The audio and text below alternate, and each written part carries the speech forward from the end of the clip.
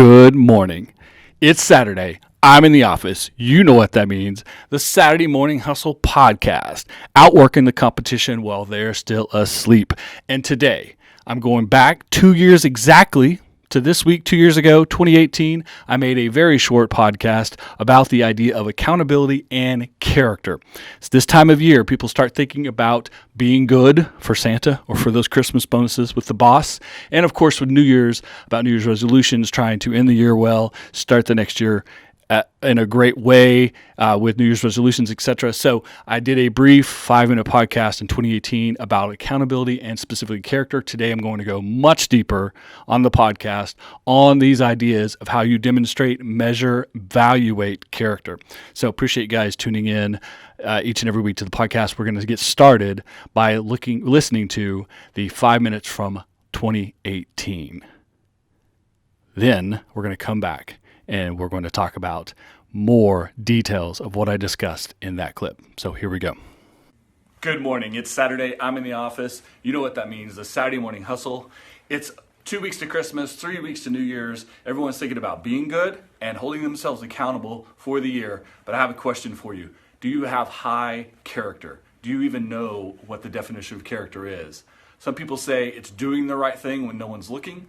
Some people say it's doing the right thing all the time. For me, the definition of character is doing the right thing when it's the hardest decision you can make. When it helps someone else over helping you, but it's the right thing to do. That is the definition of character. So make sure as you think about being good for Santa and you think about your planning your next year that you hold yourself to a high character and that you try to help instill that in other people too going forward. It'll help your career and your life. Good luck. Okay, so we're back. The clip we just played, 5 minutes 2018, talking about accountability and specifically character. I want to expand on these definitions and give you a deeper idea of what I'm talking about. But specifically, again, as a recap, that a lot of people say character is what you do when no one's looking, or what you do for people who can't do something for you, or just simply doing the right thing every time, which I think is a little bit unrealistic. Sometimes people cut corners, and I'm not saying being greatly unethical, but I'm talking about rolling a stop sign types of ethical lapses. So for me, my preferred definition of character is doing the right thing when it's the absolute hardest thing to do for you and most beneficial to someone else.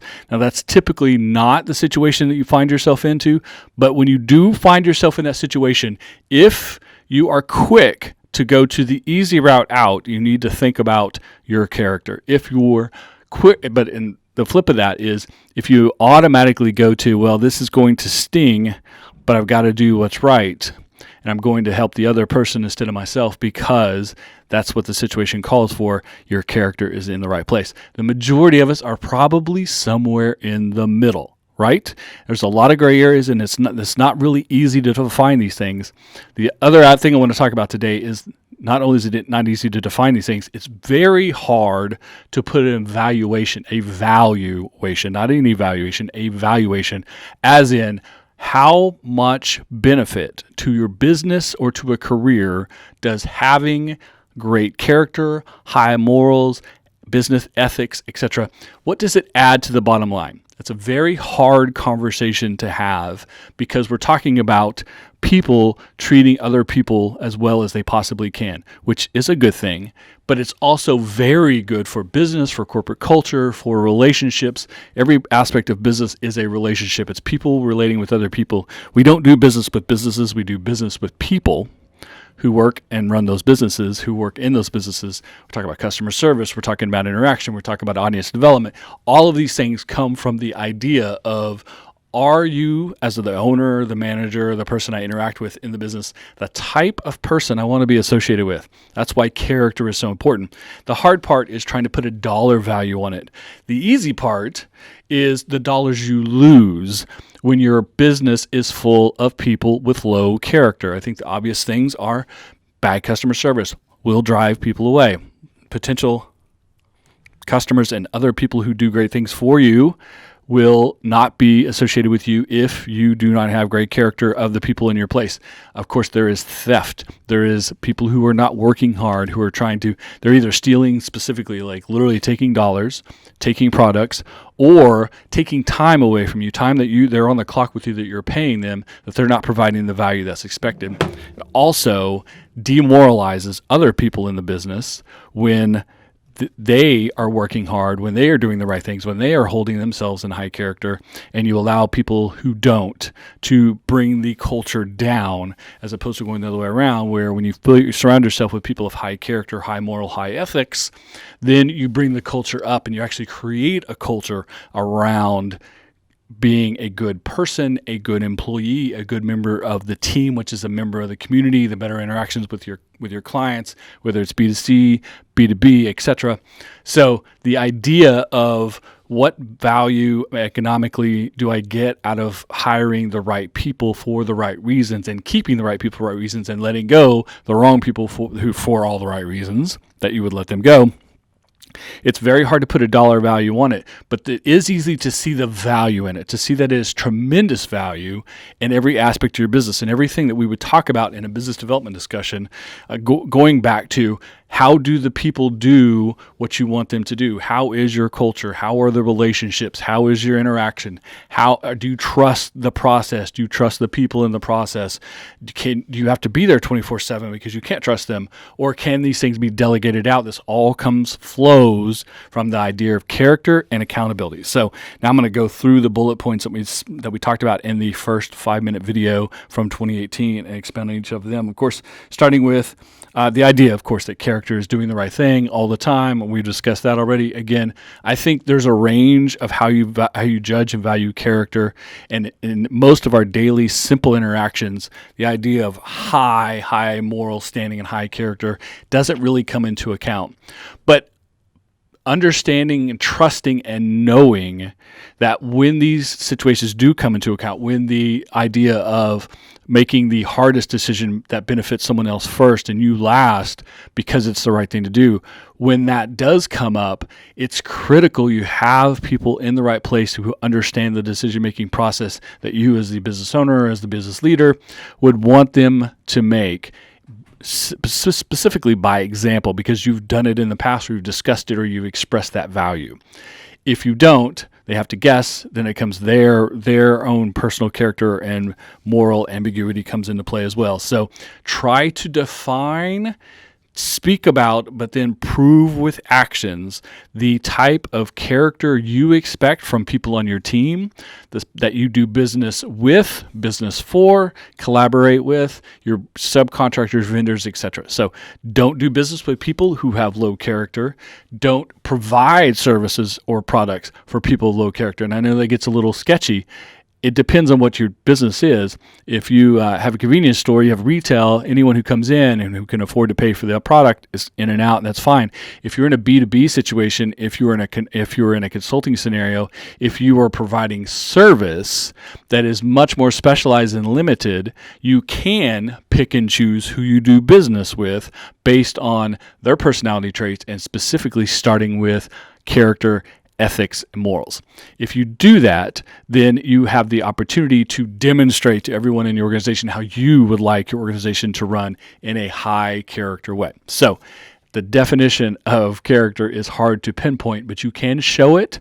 You can discuss the things that you value with your team on a regular basis, of course, getting their input, their intake as well, what their vision of character and ethics are as well. When you're all on the same page, then your organization is going to do just fine.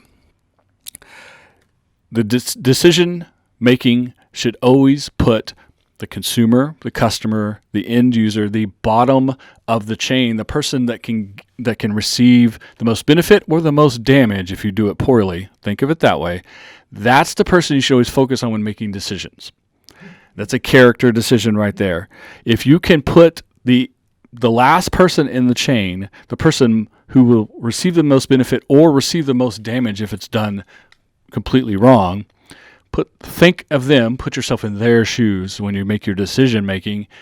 That will always result in the right decision and the business process of how you bring that back into an economic model, etc. It's got to be secondary, because if you don't, then everything's backwards, and your economics are before your people. So make the hard decision for the smallest guy, the smallest person, the last rung on the ladder, the lowest aspect of the totem pole, if you will. Put them first, and then you will work out. Your decision will be of high character and high ethics if you do that.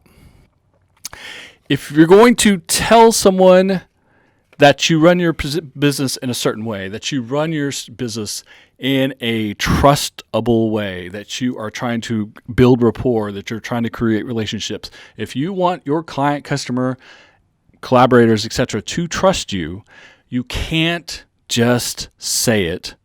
You have to do it. You have to demonstrate it. Of course, it's harder. You have to wait for the situations in order to demonstrate it. But you also, the flip side here, here's the key, and here's the thing people miss. You can't just do it and assume people see it. You do have to talk about it.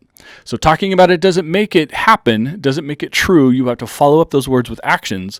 But actions in and of themselves are not enough, because they don't get demonstrated on a daily basis. You have to verbalize, you have to express to anyone you do business with why you make the decisions you do, the decision process you have, and have everyone in your organization understand the process of decision making coming from an ethical or character-based place. Then they will all make the right decisions when the time comes. Then you reward them, you confirm that they did the right thing, even if it was hard, even if it's hurtful for the business in the short term, because it goes back to that conversation again about helping the person most affected first and yourself second, figuring out the economics of it, even taking a loss, things of that nature. Obviously, outside of completely closing the business down and destroying it totally, which if that's the case, you'd already done something terrible to get yourself in that position to begin with for a one simple decision to put you in that spot. But demonstrate it, talk about it, demonstrate it. It's a two-way process. You have to do both. You can't assume one covers the other. Collaboration. If your focus is collaboration, is creating beneficial opportunities for both parties. Again, B2B, B2C, this doesn't depend. Whoever the transaction's with, if your thought process, if your focus is being collaborative as opposed to being just a transactional process, just I provide you, you give money, you go away, I don't care what happens next, but a deeper collaboration, a deeper relationship, if that is how your business operates, if that's how your decision making happens, if that's how your leadership works, if that's how you, as the top person showing everyone down the chain how you want it to happen, if you're doing that, and other people understand it, and other people see it, and they commit to it, then you're collaborative. You're going to always make the right decisions, and your people will hold themselves at the character that you're expecting if you come into it with a collaborative idea, with a collaborative business model, with the need and want to be collaborative as opposed to transactional. Transactions are great. Conversion is necessary. We need to make money. We need to make profit on that transaction. But the process of introduction through conversion to the transaction, after the transaction, etc., the customer service, the warranty process, the follow-up, the continued relationship. Hopefully, if you do a good job on your part, then their referrals and brand evangelism on the backside for you all are a collaboration. And if you think that way, then you will make the right decisions in a character scenario. So another way of saying that is being a team player. Being a team player internally and externally. Being a team player with the people you do business with at every level, and the people within your organization and the people within their organization that we're doing business with. If you look at everyone as being on the same team, on the same collaborative effort, if we're all in this together and it's a win-win, if we're creating positives for everyone, we create positives for the people that are on our team internally. We know that. So let's create positives for people who are our customers, who are our clients, who are on the external part of the relationship, on the conversation, on the transaction, etc. If we look at them as team members and not simply dollars and cents that can give us what we need in order to make our profit, then our decision-making process will be of high character. That's for sure. So put others first in your decision-making process, in your business model, in the start to finish idea of what your business stands for or who you as an individual within a business stands for. If you put the other person first, if you put the smallest individual, the most impacted person first, if you put this behind your thought process, if you think of them as team members, if you think of them as collaborators, if you tell them what you're going to do and then do it, and then do it, and then tell them what you just did, see how this all goes back together, you create high character thinking. You create ethical business practices. You've translated that. You have informed everyone and communicated this everyone through the process. The people who work for you will find value in that. They will want to work for you. They will want to go do a good job. You will weed out the low character people who work for you as people who don't want to participate in that way. They don't see the value in it. You want to let them go on and go and do something else. The people who do are going to work for you. You're going to have a better relationship. You're going to have a better corporate culture. Then you're going to have better customer service because that translates out into the people that you're having conversations with in the business transaction. Again, B2B or B2C, it just doesn't matter. And at the end of the day, you surround yourself with people who see character and understand accountability the same way you do as the boss, as the owner, as the visionary of the business, of the person who put this all together. Then you don't ever have to micromanage or understand what their decision-making process is because you've demonstrated it, because they've bought into it. They understand it comes through every aspect of business, internal and external. So back to the question of value. How do you put a value on this in a business sense? What's the dollars and cents idea behind it? I still don't have an answer for you. I can't tell you a formula to use, but I can tell you that everything I just discussed will create positive aspects for your business. It always does. It never fails. And I can also tell you, if you ignore all these ideas, if you do the exact opposite, if you put the dollar first before the consumer, or if you don't try to collaborate, if you're not in that process in that way, you will not have a good corporate culture. You will not have positive attitude. You will not have productive employees. You will not have great customer service. You will not have great product because the people who work there creating the product or the service are not excited to do it and aren't feeling the personal connection to it. They will not look at you as a great leader because you're not demonstrating why they should think of you as a great leader. So everything that comes from this positive, is beneficial, will benefit the business, will benefit the bottom line. I can't give you a number on it, but I can tell you it will affect it in a positive way. I also know when you ignore this, we've all had bad bosses. We've all worked at places that we hated going to. If you want to create a toxic environment, if you want to create a place where people simply come to pick up a paycheck, watch the clock, get out as soon as they can, do the bare minimum, possibly even having those low character traits of stealing, whether it's product, money, time, all of that comes from your decision-making process not being based on accountability and character.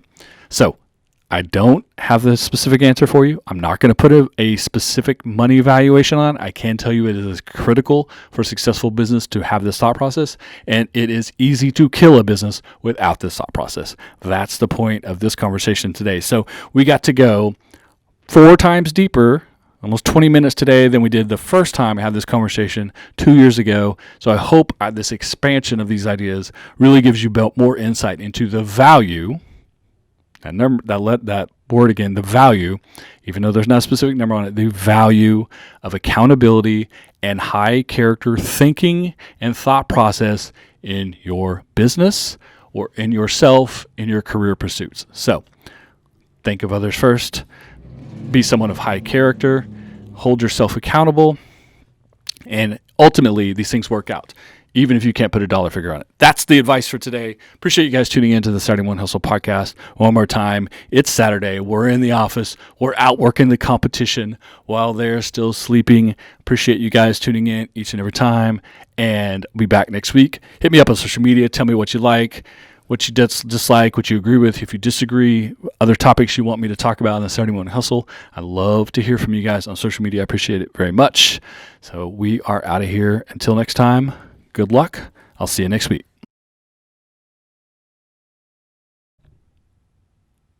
All right. There we go. Podcast done. Remember, you can get your Saturday Morning Hustle swag like this sweatshirt that I'm rocking today at SaturdayMorningHustle.com in the swag store. Also, speaking of rocking, Got my guy here, Trace Gross, my boy, gave me the flannels hat, the new hat, cool local band here in Oklahoma City. They do 90s music, but they do it acoustic. It's cool covers. It's a good time. He's a good friend of mine who gifted me this wonderful hat because he watches the Saturday Morning Hustle, and I appreciate that he does. So shout out to my dude. Shout out to the band. You guys go support musicians, artists, creative people who are being crippled right now because of the coronavirus will not allow these events to happen. You know what's happening to businesses, small businesses, but our artists, our independent artists, our musicians, they're all in that same boat of being crushed by the coronavirus. So support them. Buy their music. Don't just stream it. Download it. Pay for it. Buy the merch.